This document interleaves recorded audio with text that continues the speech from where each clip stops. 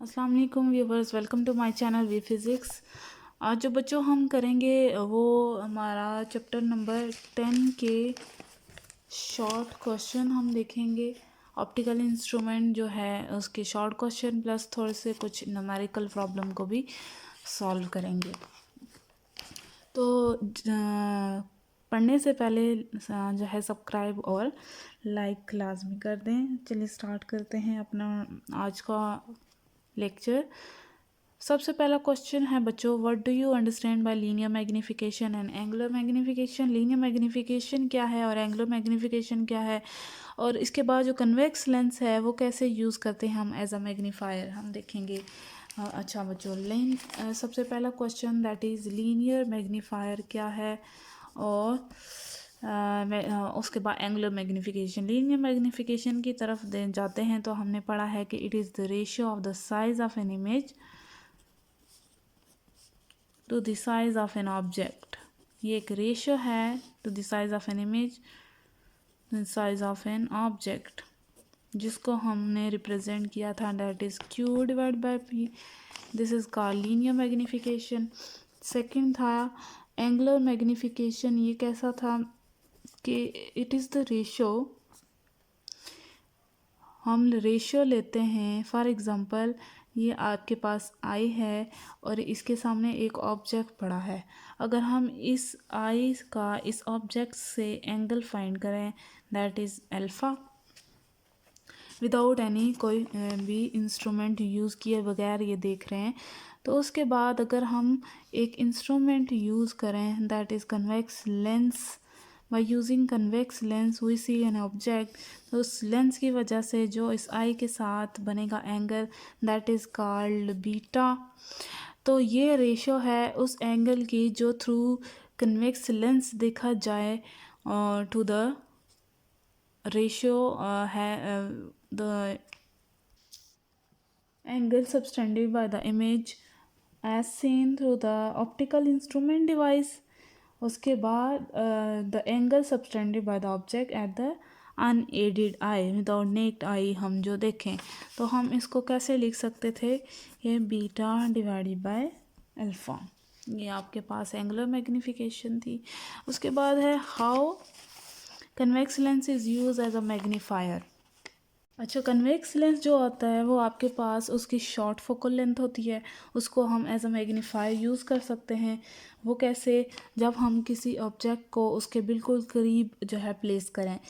अगर ऑब्जेक्ट को between the lens और फोकल लेंथ अगर प्लेस करें तो आपके पास वर्चुअल इमेज बनता है। अगर आपको याद हो, ये एक ऑब्जेक्ट हमने रखा था तो वो पीछे, और ये थी आपके पास एक लेंस, ये आपके पास फोकल लेंथ। अगर हम behind the focal length object को प्लेस करते हैं तो आपके पास जो इमेज बनता था वो रियल इमेज बनता था। ठीक है, ये आप ये रे अब मिडल से गुजारेंगे तो ये यहाँ पे आके मिलेंगी, तो एक हमें यहाँ पे बन जाएगा, सॉरी ये इस तरह होगा, इन्वर्टेड होगा, तो इन्वर्टेड हमें इमेज मिलेगा दैट इज़ रियल इमेज। अगर हम क्या करते हैं कि ऑब्जेक्ट को इनसाइड द फोकल लेंथ रखें, तो ये आपके पास फोकल लेंथ है। अगर ऑब्जेक्ट को यहाँ हम प्लेस करें, ये आपके पास है लेंस, तो तब आपके पास जो इमेज बनता था वो क्या था, दैट इज़ वर्चुअल, क्योंकि ये जो रे थी यहाँ पे जो है मिलती नहीं थी, तो ये हमें वर्चुअल इमेज देती थी। तो जितना हम करीब लेंस को रखेंगे आई के पास तो हमें उतनी ही जो होगी वो इमेज मैग्नीफाई होके मिलेगी। दूसरा क्वेश्चन देखते हैं। अच्छा, नेक्स्ट बच्चों है what is explain the difference between angular magnification and resolving power of A optical instrument. ये दोनों हमने डेफिनेशन की हैं कि रिजॉल्विंग पावर और एंगुलर मैग्नीफिकेशन में क्या डिफरेंस होता है, what limits the magnification of an optical instrument. सबसे पहले देखते हैं हम कि एंगुलर मैग्नीफिकेशन अभी हमने फाइंड की है कि that is equals to beta और अल्फ़ा। एंगुलर मैग्नीफिकेशन क्या होती है कि हाँ, ये हमें एंगुलर मैग्नीफिकेशन भी कहते हैं हम, या मैग्नीफाइंग पावर किसी भी इंस्ट्रूमेंट की, वो हमें ये बताती है कि हमें जो इमेज मिला है किसी भी इंस्ट्रूमेंट से वो कितना मैग्नीफाई है। ये हमें एंगुलर मैग्नीफिकेशन बताती है कि हमें मिला वो कितना मैग्नीफाई होके मिला है। जबकि जो रिजॉल्विंग पावर है वो क्या करती है, वो जो है कि किसी भी ऑब्जेक्ट की माइनर डिटेल्स को रिवील करवाती हैं, that is called resolving power. किसी भी इंस्ट्रूमेंट की जो माइनर किसी भी इंस्ट्रूमेंट से जो हमने ऑब्जेक्ट को एग्जामिन किया उसकी जो माइनर डिटेल है वो हमें रिजॉल्विंग पावर देती है। ये इन दोनों का डिफरेंस है। दूसरा पूछा गया था कि लिमिटेशन क्या है मैग्नीफिकेशन की। मैग्नीफिकेशन की आपके पास लिमिट क्या है किसी भी इंस्ट्रूमेंट की, ऑप्टिकल इंस्ट्रूमेंट, वो क्या है कि एक तो लेंसेज में अगर डिफेक्ट आ जाए, जैसे कि क्रोमेटिक और and spherical aberration, the image does not remain well defined and detail of the object are not seen distinctly। इसका मतलब कि अगर लेंस जो होगा हमारा, अगर क्रोमेटिक और स्फेरिकल एब्रेशन होगा, उसमें कुछ ऐसी प्रॉब्लम हों कि इस लेंस में डिफेक्ट आ रहे हों, उसकी वजह से क्या होगा, जो हमें इमेज का किसी भी ऑब्जेक्ट का मिलेगा वो हमें डिस्टिंक्ट होके नहीं दिखेगा, वाज़ह तौर पर नहीं दिखेगा, सीन क्लियरली नहीं होगा।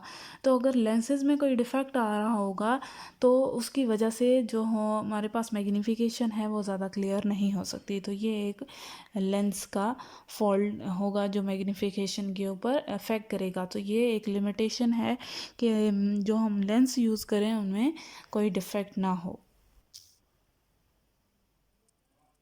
नेक्स्ट क्वेश्चन है why would it be advantageous to use blue light with a compound microscope। अब कहते हैं कि क्या हमें फ़ायदा है कि हम ब्लू लाइट को यूज़ करें कंपाउंड माइक्रोस्कोप के अंदर। ब्लू लाइट हम जानते हैं इसकी जो होती है वेव लेंथ वो स्मॉल होती है।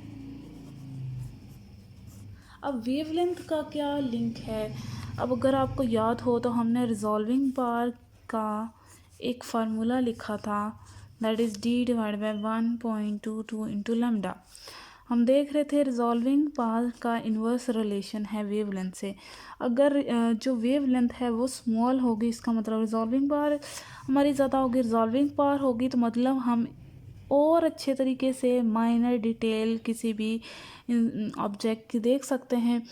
तो जितनी वेवलेंथ कम होगी इतनी रिजॉल्विंग पावर ज़रूर ज़्यादा होगी। तो इसी वजह से हम क्या करते हैं कि कंपाउंड माइक्रोस्कोप में ब्लू लाइट यूज़ करते हैं, स्मॉल वेवलेंथ की लाइट यूज़ करते हैं, ताकि हमें जो ऑब्जेक्ट है उसको हम ज़्यादा डिटेल के साथ दे सकें, क्योंकि रिजॉल्विंग पावर का इन्वर्स रिलेशन है वेवलेंथ ऑफ द लाइट। अच्छा बच्चों, नेक्स्ट क्वेश्चन देखें, can one buy a cheap microscope for the use by the children. कहते हैं अगर एक जो है एक सस्ती सी माइक्रोस्कोप बच्चों के लिए ख़रीदी जाए, the image seen in such a microscope have coloured edges. वो जो इमेज सीन होते हैं उस माइक्रोस्कोप में वो कलर्ड होते हैं, वो ऐसा होता क्यों है। अच्छा, ऊपर ही हमने लिमिट्स पढ़ी थी कंपाउंड माइक्रोस्कोप की, कि अगर लेंस में डिफेक्ट हो तो वो डिफेक्ट कहलाता है, दैट इज़ क्रोमेटिक